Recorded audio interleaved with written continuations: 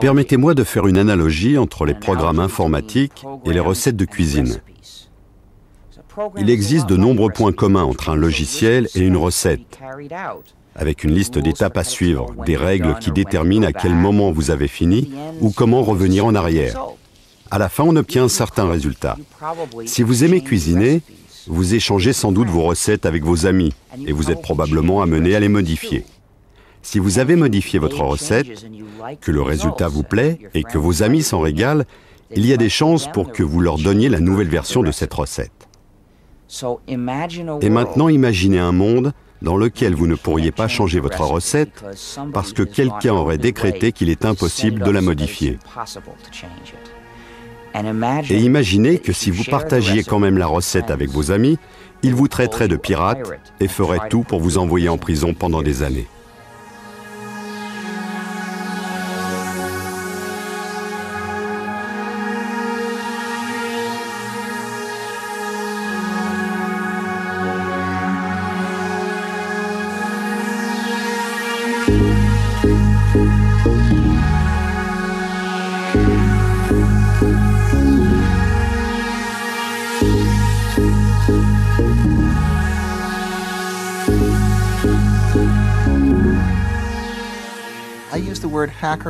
J'utilise le mot hacker dans son sens premier pour décrire une personne qui pratique la programmation informatique comme une sorte de passion artistique et qui fait partie ou s'identifie à la culture des hackers, c'est-à-dire le groupe de programmeurs à l'origine d'Internet, de Linux et du World Wide Web.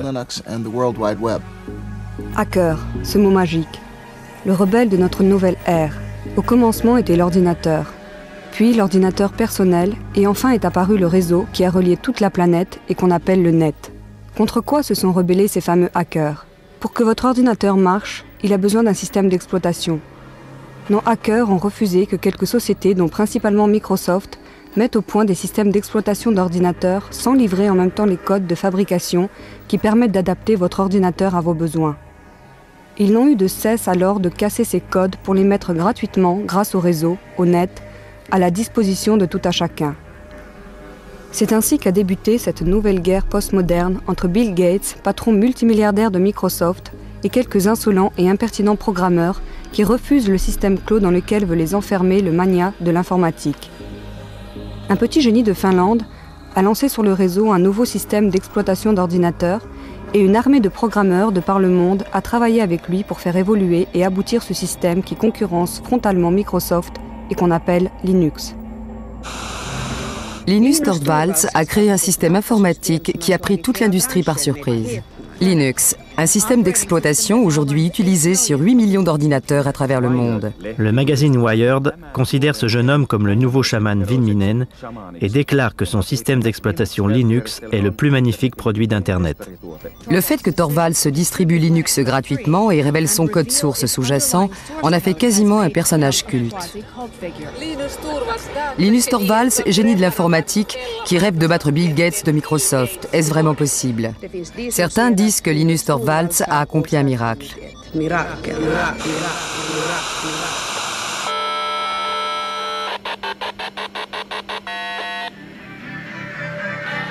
Tous ces programmeurs, tels des fourmis ouvrières, reliés entre eux par le net, ont fait évoluer la proposition de base de Linus Torvalds en l'adaptant, la modifiant, l'enrichissant, créant ainsi un des meilleurs systèmes d'exploitation au monde.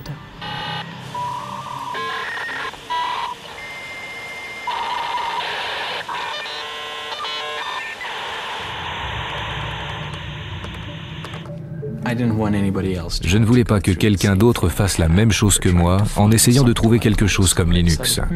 Je me suis dit, peut-être qu'un autre étudiant en informatique a besoin d'un système d'exploitation et comme ça, il ne partira pas de rien.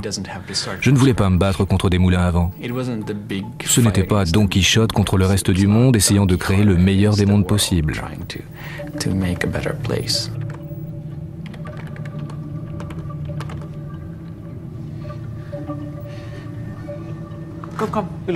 Tu as faim, Randy?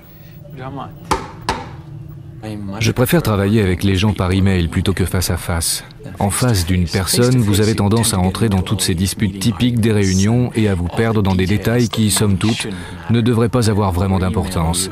Par email, vous prenez généralement le temps de réfléchir avant d'envoyer votre réponse.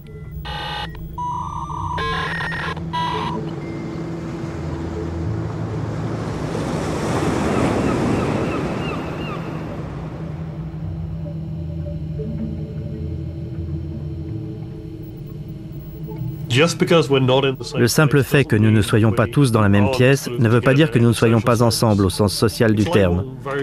C'est comme si nous partagions un très grand bureau. Il nous arrive même de nous disputer et de nous chamailler par Internet. C'est un énorme projet. À ma connaissance, aucun autre projet de création de logiciels n'a jamais fait travailler autant de gens répartis à la surface du globe, tous unis et passionnés dans le but de développer un nouveau logiciel. Ce qu'il y a de plus innovant dans la communauté Linux, ce n'est pas son code source, mais plutôt toute la machine sociale qui s'est développée autour.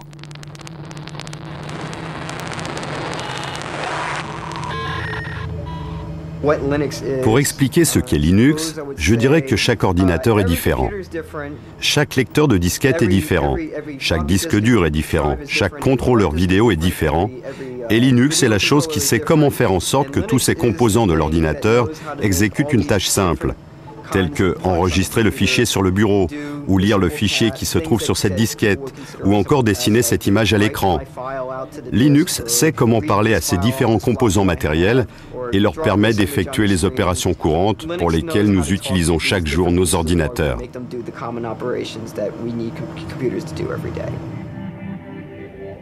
À quoi fait-on exactement référence quand nous disons Linux ? Certains font référence au système d'exploitation informatique global sur lequel repose tout ce qui se passe à l'intérieur de votre ordinateur. D'autres utilisent le mot Linux pour désigner la partie la plus importante du programme, le noyau ou le cœur.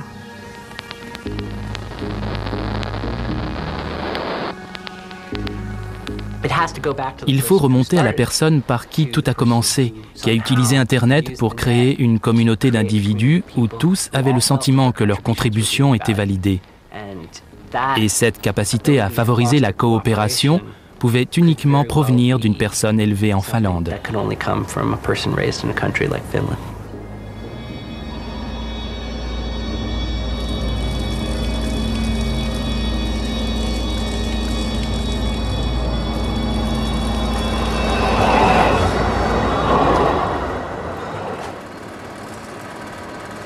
« 1969.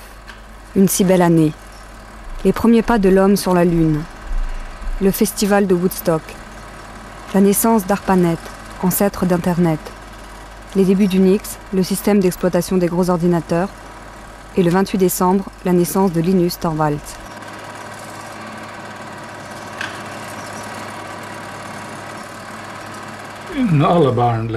Tous les enfants apprennent surtout en jouant. C'est pourquoi il était vraiment très important que Linus entre dans le monde de l'informatique qu'au moment où les ordinateurs étaient encore assez simples. Pour un garçon de 10-12 ans, c'était facile d'appréhender ce qui se trouvait à l'intérieur de l'ordinateur, d'en comprendre l'essence. Pour les garçons et les filles d'aujourd'hui, il est bien plus difficile de comprendre le même genre de choses, parce qu'il y a bien trop de niveaux et de couches d'éléments compliqués dans les ordinateurs actuels pour développer le type d'instinct et de compréhension que Linus a acquis par le jeu.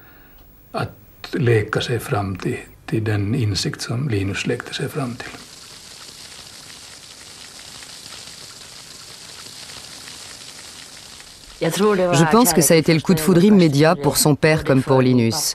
Ils étaient tous les deux excités comme des enfants à l'idée de tester les possibilités du VIC-20. L'endroit où Linus a développé Linux n'existe plus. C'était avant qu'on fasse tomber les murs. Ici, il y avait un mur qui continuait un peu plus loin, et là aussi, il y avait un mur. Et c'est à peu près ici, là où se trouve aujourd'hui le canapé, qu'étaient installés le bureau et les ordinateurs de Linus.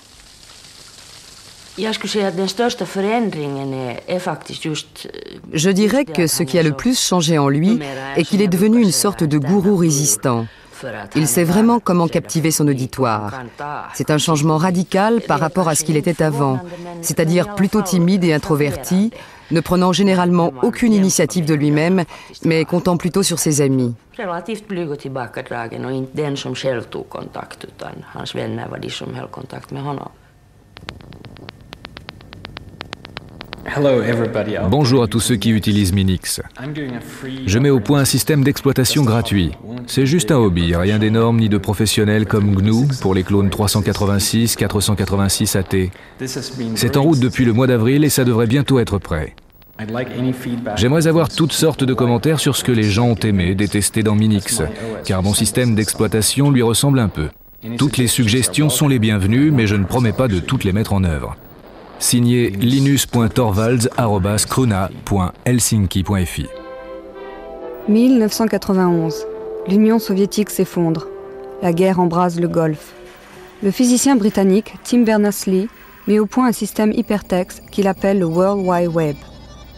Microsoft est bien parti pour dominer le monde. Et le 17 septembre, Linus Torvalds envoie la première version de Linux, 0.01, au monde entier via Internet. Les premières réactions arrivent en moins de quelques heures.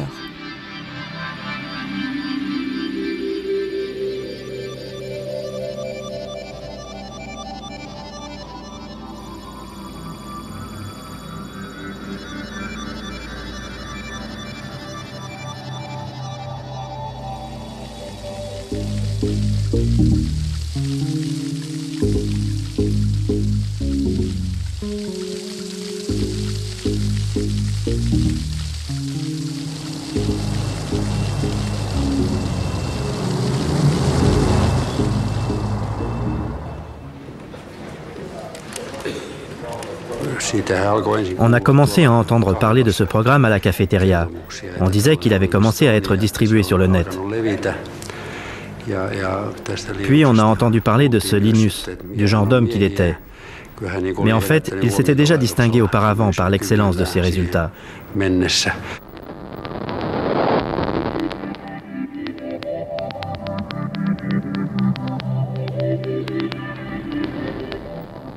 Linus Torvalds a créé Linux à partir du système d'exploitation Unix. Ken Thompson et Dennis Ritchie du laboratoire AT&T Bell avaient réalisé la première version du logiciel d'exploitation Unix en 1969. Libre d'accès, Unix était très populaire dans les milieux universitaires. Sa philosophie était fondée sur deux notions. D'abord, tout est fichier. Deuxièmement, quand vous concevez un programme, vous écrivez un programme qui a une seule tâche, mais qui remplit cette tâche au mieux.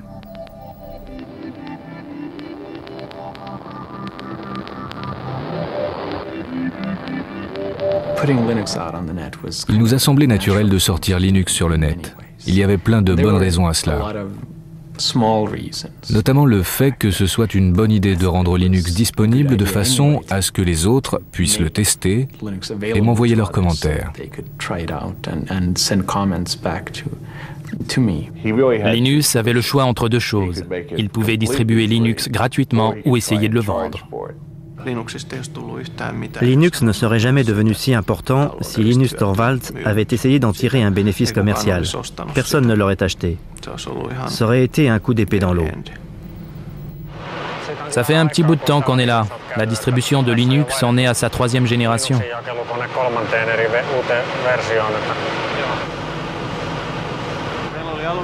Nous avons eu du mal à trouver assez de place pour caser Linux.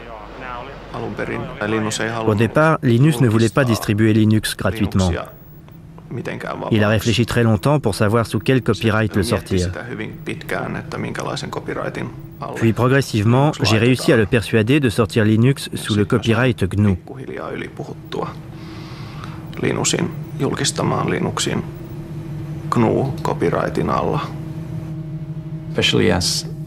Surtout parce que le programme de compilation que j'utilisais avait été sorti sous la licence GPL. J'ai donc fini par décider d'utiliser la GPL.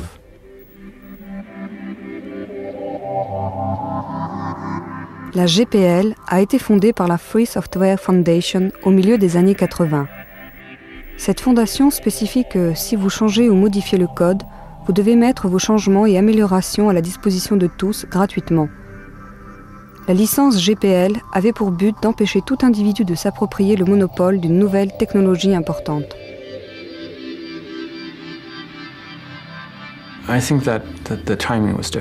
Je pense que le moment était le bon. Un an plus tôt, je ne pense pas que ça aurait pu marcher.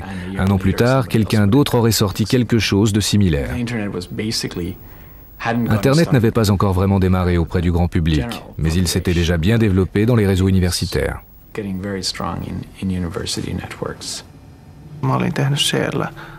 J'avais écrit un programme de liste de diffusion à l'aide du langage de programmation C. Je devais le développer et ajouter des fonctions parce qu'il y a eu très vite des milliers de gens intéressés. C'était une sacrée surprise. Les choses évoluaient à un rythme exponentiel. 1 millier d'utilisateurs se transformaient en 2000 le lendemain, puis le surlendemain, vous en aviez 4000. Développer Linux sans Internet, c'est comme si on voulait jouer aux échecs par courrier.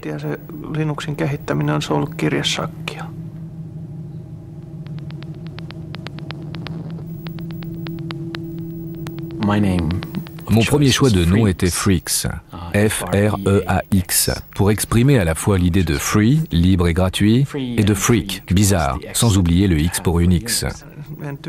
Je n'aimais pas l'idée de l'appeler Freaks. Ce n'était pas un nom très vendeur. Ari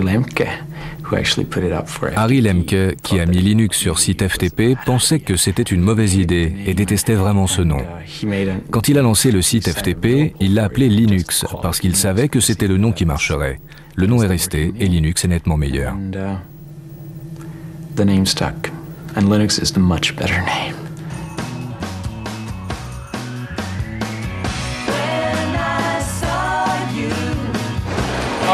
D'accord, il y a un bon paquet de geeks et de nerds ici. La première question de la catégorie Easy, facile, comment prononcer Linux?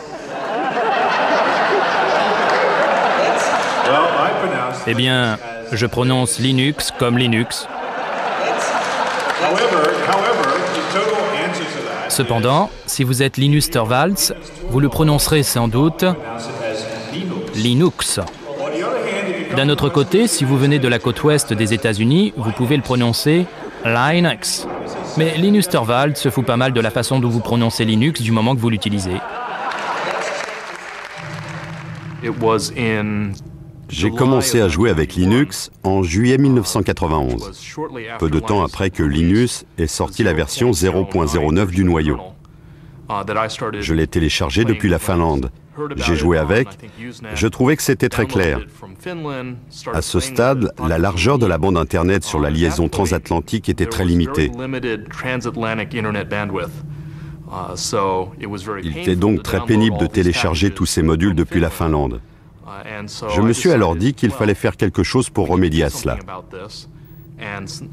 J'ai utilisé ma station de travail personnelle, celle qui était sur mon bureau, tsx-11.mit.edu, et j'ai établi une archive miroir de toutes les sources du noyau sur ma station de travail privée. C'était le premier site FTP Linux à voir le jour aux États-Unis.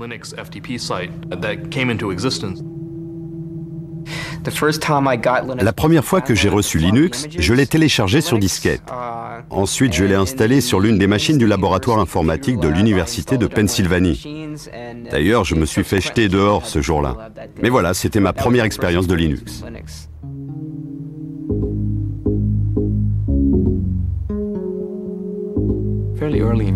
Assez tôt, en 1992, je me suis rendu compte que je ne connaissais plus personne.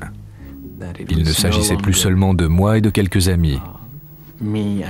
Il y avait moi et environ 200 personnes dont je n'avais pas la moindre idée de qui elles étaient, de l'endroit où elles se trouvaient, ni de ce qu'elles faisaient avec le système. Et c'était déjà un grand pas.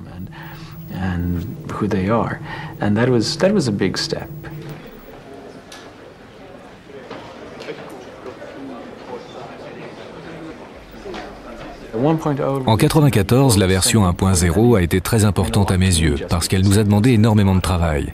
C'était sans aucun doute une étape cruciale dans l'utilisation commerciale de Linux. Avant la version 1.0, il était en effet très difficile d'utiliser Linux à des fins commerciales. Je vous souhaite la bienvenue au lancement du système d'exploitation Linux. Au départ, Linux a été développé pour Unix, particulièrement dans un contexte universitaire, parce que bien qu'il existe une version pour PC, son niveau de prix est très élevé. Vous pouvez acheter DOS pour un ordinateur personnel pour 200 marks, mais Unix peut facilement représenter un coût de 20 000 marks. Ce qui est quand même un peu trop cher pour un étudiant. Allez dans un magasin informatique et demandez-leur s'ils ont SCU Unix. Ils vous répondront « Non, par pitié ». En fait, c'est bien plus simple de l'écrire vous-même.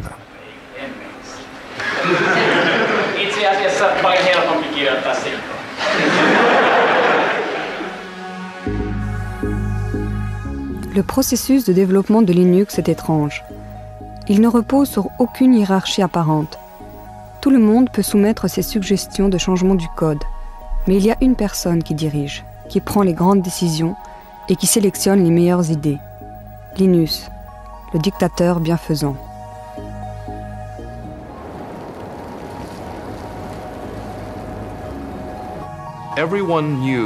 Tout le monde savait que ce groupe de travail avait besoin d'un chef, et Linus était le leader idéal, parce qu'il a créé le cœur du noyau Linux et qu'il présentait de très grandes qualités de leader. Pourtant, c'est quelqu'un d'assez humble dans la réalité. Il ne s'attribue jamais le mérite de ce qui ne lui revient pas.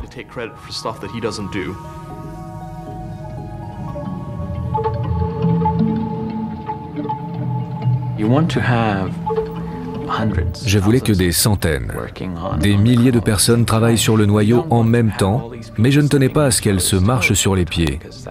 Autrement, vous passez votre temps à résoudre des conflits. Vous vous retrouvez constamment pris dans des débats passionnés. Au départ, je pensais utile de présider cette hiérarchie, que les autres étaient comme mes lieutenants. Mais les choses ont changé. Il s'agit davantage d'un web of trust, un réseau de confiance dans lequel je fais confiance aux gens, qui eux-mêmes font confiance à d'autres personnes.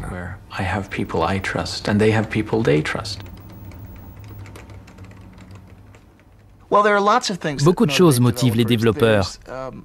La fierté artistique, la satisfaction du travail bien fait, proche de l'artisanat, le sentiment idéaliste de faire partie de quelque chose de plus important que vous, quelque chose qui vous dépasse, le désir d'aider le monde et de trouver des solutions aux problèmes. En l'absence de rémunération, dans la plupart des cas, les gens cherchent surtout à se forger une réputation auprès de leurs pairs.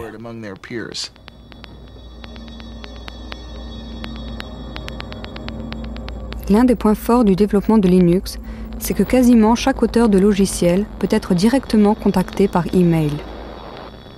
Ted Tso a joué un rôle crucial dans la diffusion de Linux aux États-Unis.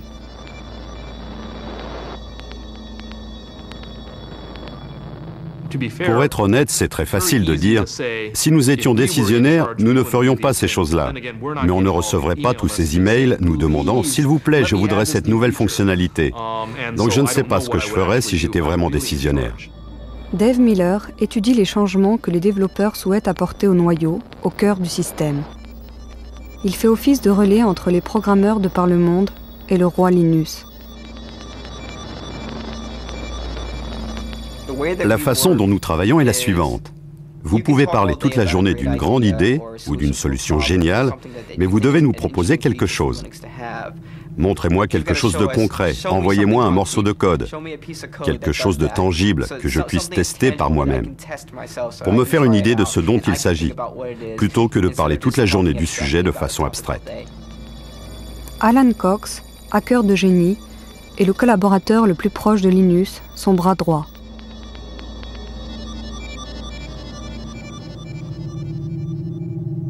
Pour moi, le code présente beaucoup de similitudes avec par exemple la poésie ou certains genres d'écriture.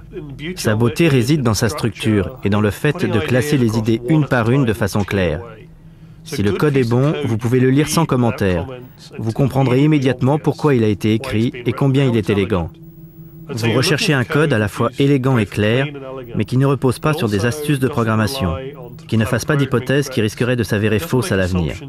Parce que la dernière chose que vous voulez, c'est avoir trop de code dans le noyau final. Dans le noyau Linux, en général, le code ne nécessite pas trop d'efforts pour fonctionner. Le but n'étant pas de programmer et de reprogrammer à l'infini.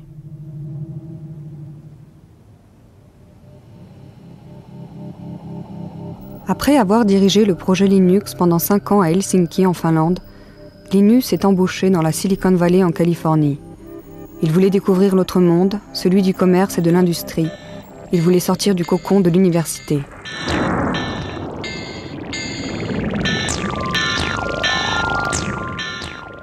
Vous êtes une figure peu orthodoxe dans l'univers de la Silicon Valley.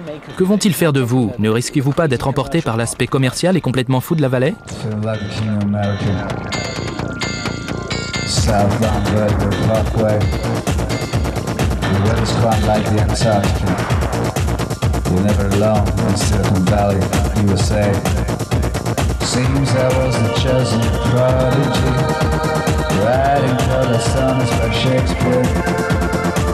Some sort of balcony they couldn't even get near. And they didn't inherit the earth. The geeks, they found the wealth. They'll probably sell the shares as soon as you can. Get out and go on to the next thing. Retire young. Could have been the king of America. The weather's quite like the Antarctica. Southbound Vertigo Parkway. Linus a commencé à travailler pour Transmeta. Cette entreprise mystérieuse a refusé pendant de nombreuses années de révéler son activité. On savait pourtant qu'elle travaillait sur un code source fermé, à l'instar de Microsoft. Linus aurait-il changé de camp? Le monde des affaires a des lois bizarres. En même temps qu'il travaillait pour Transmeta, Linus pouvait, avec l'accord de son employeur, continuer de développer son propre logiciel. On a tout fait pour m'obliger à être l'icône de Linux et de la communauté open source dans son ensemble. Même si je n'étais pas celui qui avait initié l'idée de l'open source.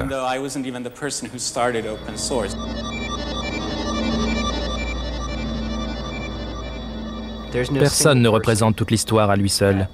Et il n'y a pas qu'un seul point de départ. C'est comme le bambou. Vous ne savez pas où il commence ni où il finit.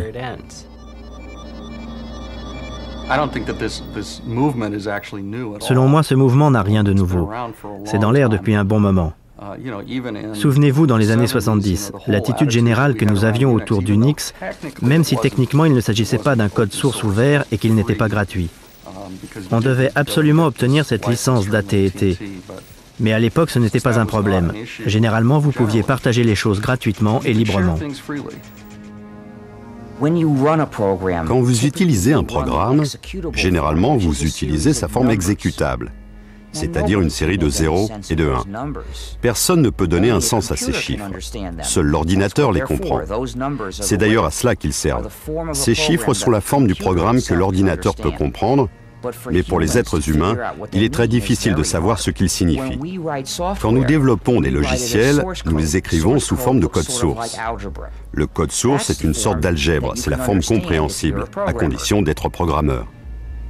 Pour vous aider, il y a généralement énormément de commentaires, des explications incluses dans le code source pour aider les gens à comprendre pourquoi le programme a été écrit ainsi. Si vous n'avez que les exécutables, c'est-à-dire ce que Microsoft vous donne, et même si vous aviez la possibilité d'y apporter des changements, vous ne sauriez jamais quelles modifications opérer. C'est bien trop difficile. Pour pouvoir modifier le logiciel et le rendre plus pratique et plus facile à utiliser, vous devez disposer du code source. Si vous vous penchez vraiment sur le projet, comme je l'ai déjà dit, Linus a développé le noyau, mais pas l'intégralité du système. Je pense que ce qu'il y a de plus intéressant ici, c'est le fait que Richard Stallman ait lancé le mouvement. Avez-vous entendu parler de Richard Stallman? Il voulait que tout le monde ait le droit d'utiliser le logiciel et de le copier sans enfreindre la loi, pour faire des changements, les distribuer, améliorer le logiciel. Il voulait donner des droits aux gens. Il avait décidé d'anéantir le capitalisme américain corrompu de l'industrie informatique. Il a démissionné de son travail, mais il a continué de programmer. Rejoins-nous, partage le logiciel. Libère-toi, hacker. Libère-toi. Join us now and share the software. You'll be free, hackers, you'll be free. J'ai tendance à envisager les choses en termes de justice, de liberté et d'éthique. J'ai lancé l'idée en novembre 1983, mais tout a commencé en janvier 1984, lorsque j'ai démissionné de mon poste au MIT pour commencer à développer un système d'exploitation gratuit que j'ai baptisé GNU. Ça, c'est GNU, et c'est GPL, General Public License. Évidemment, le noyau se trouve sous GPL. L'idée du logiciel libre fait référence à la liberté, non au prix. C'est dommage qu'en anglais le mot « free » soit ambigu. Il a de nombreux sens différents. Il peut vouloir dire gratuit, mais également libre. Je préfère penser à parole libre plutôt qu'à bière gratuite.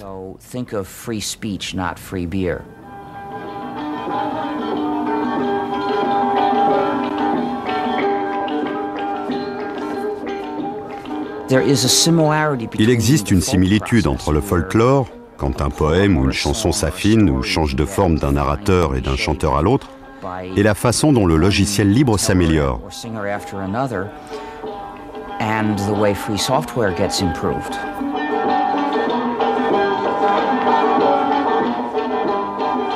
Souvent, le logiciel libre est développé par un groupe de personnes qui n'inclut aucun des développeurs de départ.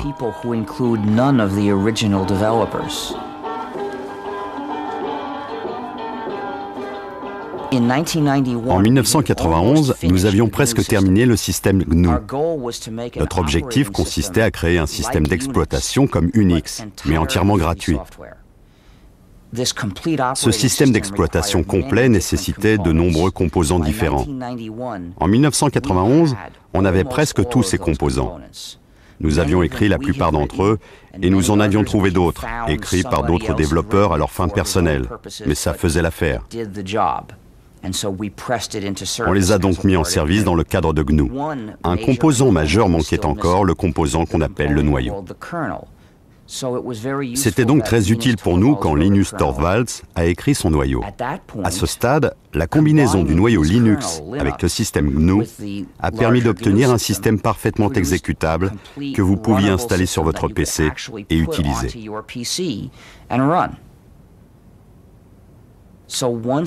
Une fois Linux développé, le système GNU était en fait finalisé et il a commencé à devenir de plus en plus populaire. Mais au même moment, quelque chose de malheureux s'est produit. Les gens qui utilisaient le système GNU ne se sont pas rendus compte qu'il s'agissait du système GNU. Ils ont commencé à appeler Linux l'ensemble de la combinaison. Et cette erreur s'est répandue. Pour ceux qui travaillaient sur le projet GNU, il était très difficile d'attirer l'attention de l'utilisateur sur ces questions éthiques et politiques.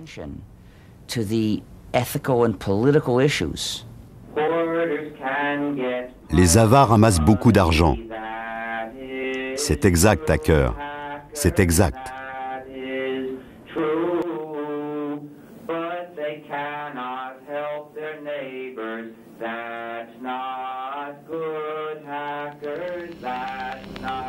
Most computer science in the USA comes traditionally from military background and defense spending.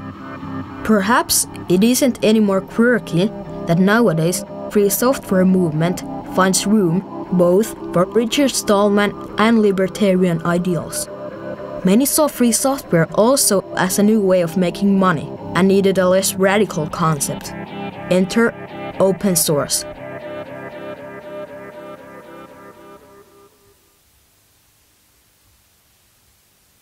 We looked at the history of advocacy in what at the time was still mostly called the free software movement, and we concluded that it hadn't worked. That in fact the rhetoric and the tactics used by Richard Stallman and the Free Software Foundation had probably left us worse off than we were when we started. The term open source doesn't really imply a lot of political issues like it used to. The free software term still does. There is now a second movement, the open source movement, where they consider only the practical benefits, and they refuse, and I mean that literally, they carefully avoid the issues of principle, freedom, ethics, and making a good society for people to live in. That kind of language is implicitly threatening to people whose day-to-day concerns are, how do I increase my shareholder value? How do I keep control of my business? How do I address my actual down-to-earth problems? People like that, when you walk into their offices and say, you should use all open source for your business because sharing is good and hoarding is evil, it doesn't work. It just does. As communication, it fails. I am not against business. I don't believe in abolishing business. I do business myself. But I believe business should not dominate all of life. The rules of society should not be chosen primarily to please business. In early 1998, majority usage in the community went from free software to open source in 6 weeks flat in the late spring, early summer of 1998. And that told me that there had been huge pent-up demand in the community for a way of explaining what we were doing that was more effective. The whole attitude in the trade press and in the investor community completely turned around, 180 degrees. The same people who had spent years and years and years sneering dismissively at free software and talking about sandal-wearing freaks with long hair, those very same people within a year were falling all over themselves to write laudatory articles about the wonders of open source and peer review. And this was really funny because it was the same software and in most cases the same people.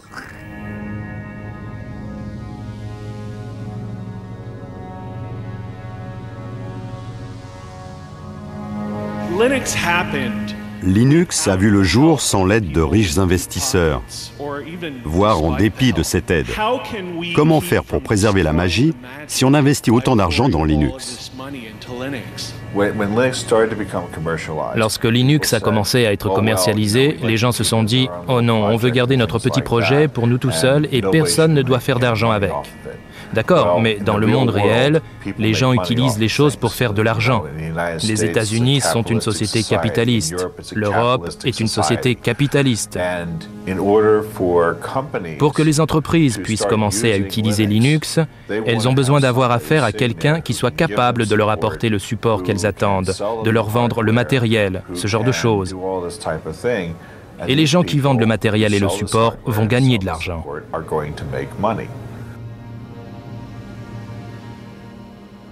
Peu d'entre nous sommes des hackers.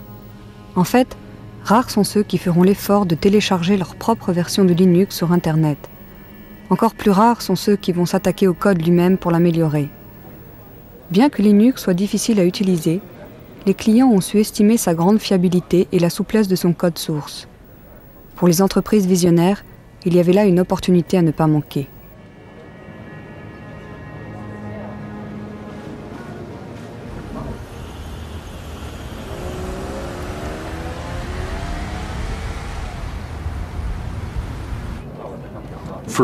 Red Hat ne cherchait pas vraiment à avoir un meilleur système d'exploitation que Microsoft ou Sun Microsystems. Ce qui comptait le plus, c'était de pouvoir livrer un système d'exploitation capable de résoudre les problèmes que nos clients n'arrivaient pas à régler avec un logiciel propriétaire. On s'est rendu compte de ce que nous faisions. On développait un programme, puis on publiait les codes. Alors, comment faire de l'argent de cette façon ?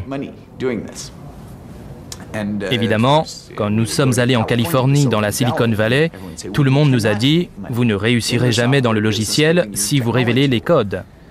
Nous sommes revenus et avons discuté avec nos clients. La seule chose qui les fidélisait, c'était justement que nous révélions les codes. Pour la toute première fois, ils pouvaient contrôler la technologie qu'ils utilisaient. La vraie valeur de la plupart des produits logiciels réside dans la hotline, c'est-à-dire la relation de support permanent qui existe entre le fournisseur et vous. Et c'est d'ailleurs ce qui donne au logiciel les caractéristiques de l'industrie de service et non pas celles de l'industrie de production. Linux prospère dans le domaine des serveurs d'applications Internet, mais parce qu'il n'est pas facile à utiliser par les particuliers, il ne possède qu'une petite part du marché bureautique grand public. Le projet GNOME, avec son interface graphique, essaie de combler cet écart. Mais que voulez-vous?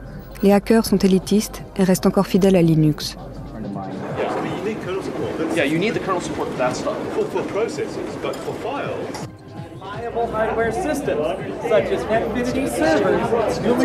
Hé, regardez qui est là. C'est un pingouin. Bonjour pingouin. C'est Tux en fait. Salut Tux. Le travail de Linus Torvalds donne naissance à encore plus de millionnaires et de milliardaires. Il donne même des cheveux gris à l'homme qui est de loin le plus riche du monde, Bill Gates.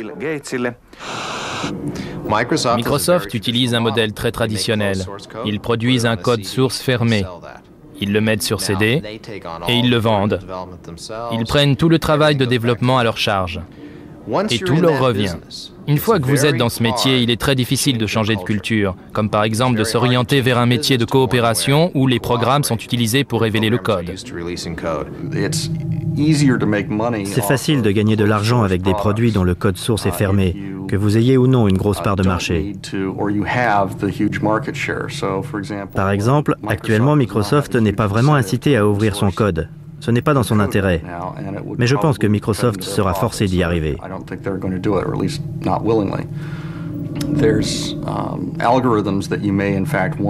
Vous avez intérêt à rester propriétaire de certains algorithmes.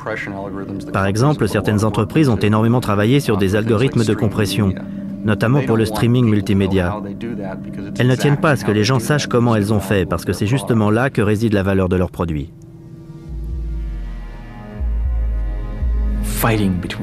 La fameuse lutte entre Linus, leader de Linux, et Bill Gates, leader de Microsoft, commence à prendre un aspect vraiment personnel.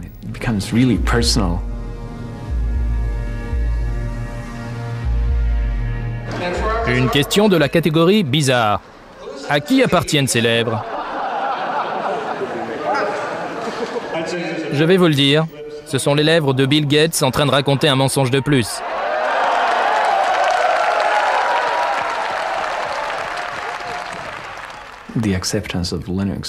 L'adoption de Linux a été considérablement favorisée par le fait que les gens avaient entendu parler de son existence dans la presse.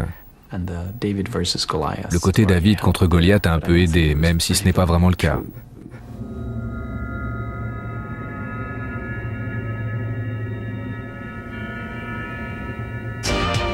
You're a socialist. That's one of the labels people put on. Is that true? Det är ju ingen hemlighet, jag tillhörde radikalerna i slutet av 60-talet med gamla studenthus och studenternas FN-förening som organiserade nästan alla demonstrationer på den tiden. My personal belief system is more one of personal honor. And I don't care what anybody else does. I want to do what I feel is right. Att Linus håller sig oerhört på ett mycket bestämt avstånd från det där, från politik, och det hänger säkert ihop med att han så att säga skadades lite under sin tidigaste barndom av en mycket aktiv och politisk far. It is also about having a social conscience.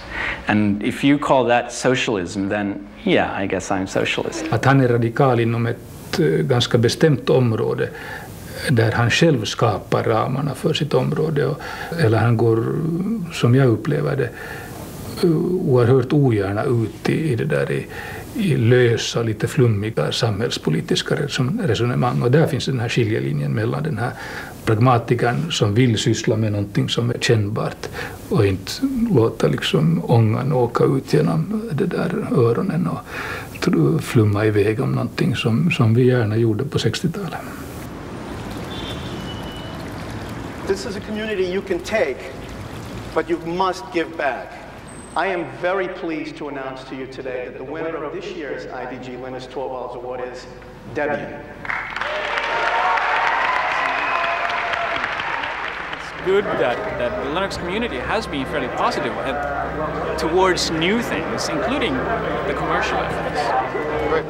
I'm from Brazil, and I would like to know what can we do to bring you to Brazil in May next year. Can you come to the VA party Wednesday night? I will almost certainly be there, yes. Okay. But I need to go to the Green House. See you later. I'm hearing that you're going shooting during the first Well, you come with us, man. No. Tell him Anita said hi, and I'm still working on my speed. Tell him that he'll know what I'm talking about. I'm sure a lot of the community is worried that you know, these big enterprises, these big commercial vendors are not going to be able to give back to the community. The thing is that people expect other people to. Les gens attendent des autres qu'ils soient gentils et fassent les choses bien. Mais je ne pense pas que ce soit vrai, ni que ça devrait l'être. Le pouvoir de Linux, c'est que même si personne ne vous aide, vous aurez toujours votre propre copie de Linux et la possibilité d'en faire ce que vous voulez. Je veux éviter d'être le politique de Linux. Je veux être quelqu'un que tout le monde trouve sympa, quelqu'un qui ne triche pas. Linus, une dernière question. Je viens d'Inde. Y a-t-il beaucoup d'Indiens qui contribuent au développement du noyau? Non, pas tant que ça. Quel est le message que vous aimeriez leur faire passer pour qu'ils soient de plus en plus nombreux à vous rejoindre? À mon avis, c'est surtout un problème d'infrastructure. Ils n'ont pas forcément d'accès à Internet, ou alors ils disposent seulement d'une connexion très lente. Les gens ne sont peut-être pas habitués à ce type de collaboration sur Internet. Ça les rend un peu nerveux. Un message pour les motiver, pour faire venir plus de développeurs? Je ne sais pas quels sont les problèmes en Inde, mais il y a sans doute des problèmes locaux que seuls les Indiens pourront résoudre, des problèmes dont le continent américain ne se soucie pas le moins du monde. À mon avis, c'est très motivant quand quelqu'un dit « Hey, je peux résoudre ce problème, je peux créer ma propre version de Linux et elle me conviendra mieux. » D'accord? Ça marche pour un Indien ou n'importe quelle autre personne. C'est ça qui doit motiver les gens. Et puis quoi que je dise, vous ne devriez pas en tenir compte. Linus, juste une seconde. Merci beaucoup. Merci à vous. La prochaine fois que vous passerez en Inde, j'essaierai, mais... si vous prenez de longues vacances. Je travaille pour un magazine hollandais. Comptez-vous venir aux Pays-Bas? Le but premier de Linux n'a pas été bien entendu d'anéantir Microsoft. En fait, Linux a été conçu pour fonctionner sur du matériel bon marché et pour résoudre des problèmes courants. Si vous n'avez pas d'argent, il offre une véritable alternative entièrement gratuite. Le projet Linux a démarré en Europe et aux États-Unis, mais aujourd'hui, le logiciel libre permet de trouver toujours de nouveaux programmeurs venant même de pays où l'informatique en est à ses premiers balbutiements.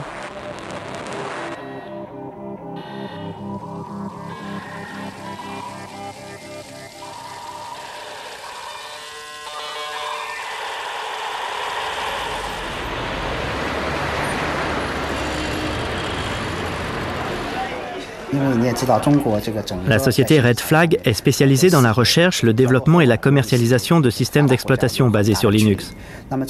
Comme vous le savez, la Chine est en retard sur les pays développés en matière d'informatique. L'écart est grand.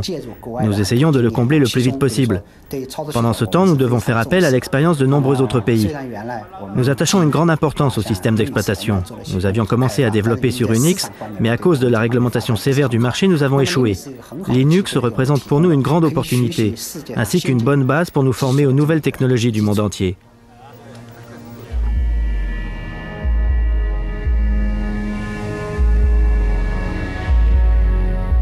C'est le plus grand transfert de richesse que l'on ait jamais vu entre ce que l'on appelle le Nord industrialisé, disons l'Europe et les États-Unis, et le tiers-monde.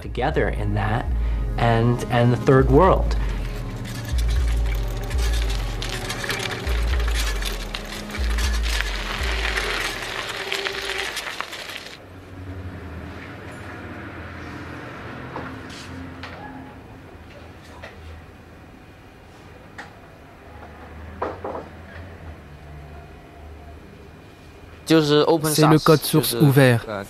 Je pense que c'est très important pour beaucoup de gens. J'aime la philosophie et j'aime analyser les choses sous l'angle de la philosophie. Je pense que l'ouverture du code source est en accord avec l'esprit de la science, c'est-à-dire l'accès libre et sans aucune restriction à l'information. Rien ne devrait être caché. C'est ma première impression de Linux.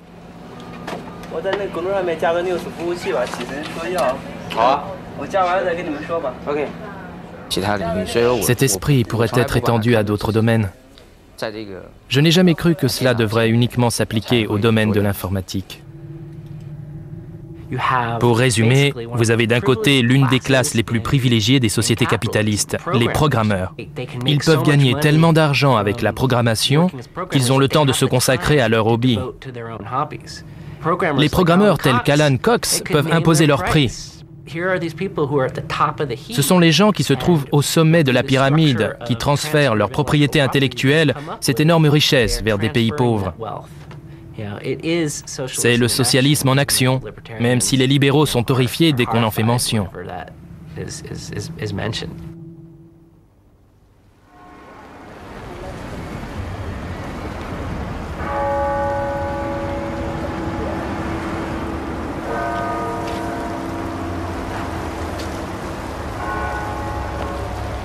Les projets open source ont été comparés au développement de la science.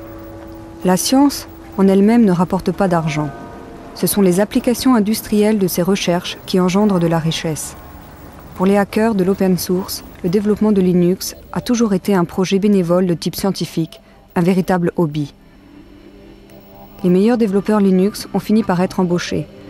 En 1999, pendant le boom de la net économie, du e-business, certaines entreprises Linux ont été cotées en bourse. Wall Street a annoncé des valeurs records pour l'action Linux. Évidemment, ça n'a pas duré, mais pendant quelque temps, certains hackers Linux ont été incroyablement riches, du moins sur papier.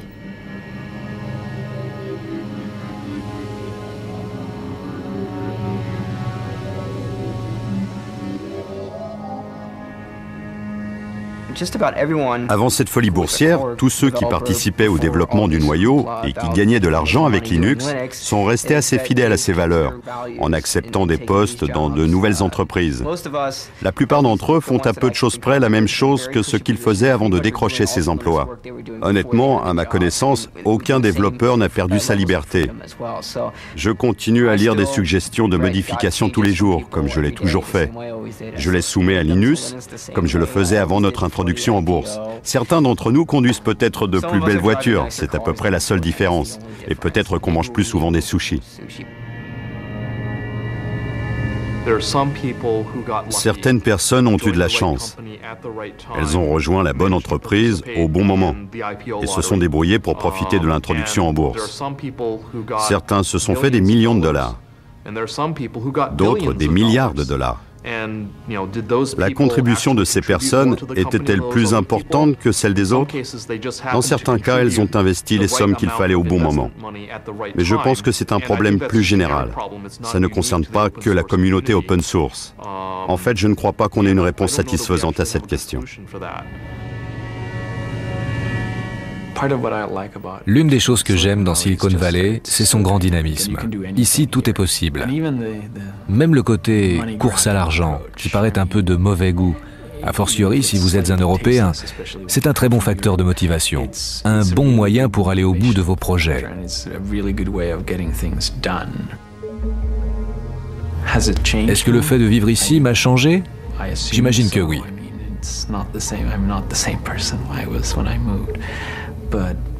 Je ne suis plus le même qu'à mon arrivée, mais je ne crois pas être plus intéressé par l'argent qu'avant.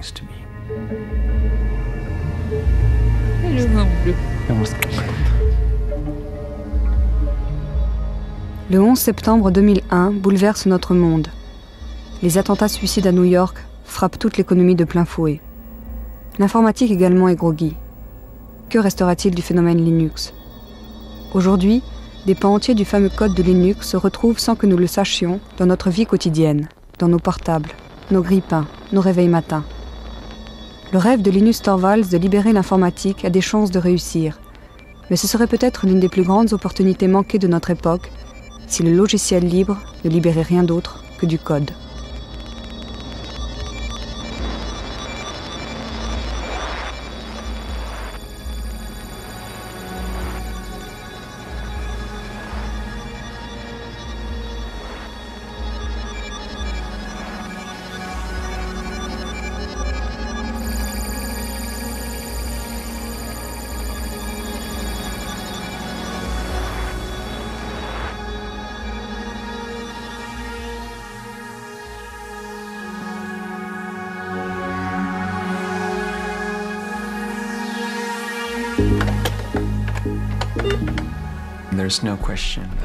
La question n'est pas de savoir si les progrès technologiques vont rendre Linux obsolète à un certain stade. La question est juste de savoir combien de temps cela va prendre. Randy, ne fais pas tes griffes sur le fauteuil. Dans 5 ans, 15 ans ou 50 ans, je pense que l'un des pouvoirs de l'open source, c'est que dans 50 ans, le meilleur système d'exploitation du moment pourra toujours tirer parti du code source de Linux.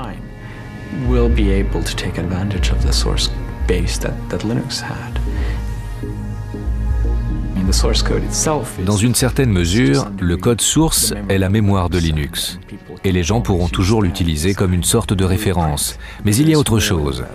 Il y a aussi les problèmes intangibles, tels que pourquoi les choses ont-elles été conçues de telle façon. Et je pense que c'est dans l'air, de toute façon, avec ou sans moi.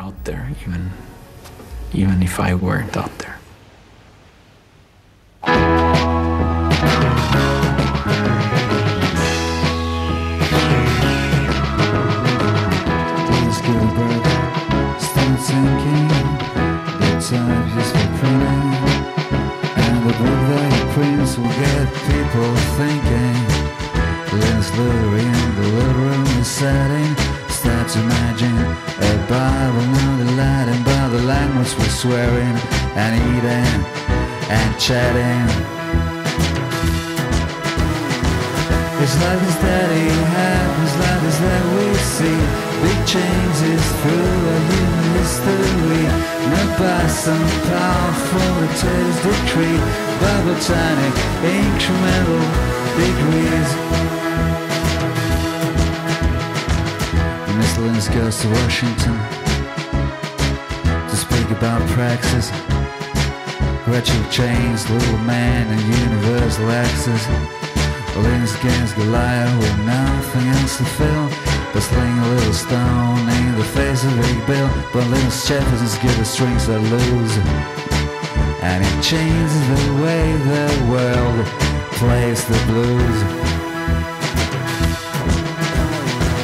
It's like this that it happens, like this that we see. Big changes through human history, not by some powerful dictator's decree, by botanic incremental degrees. Like a butterfly in Helsinki fluttering its wings,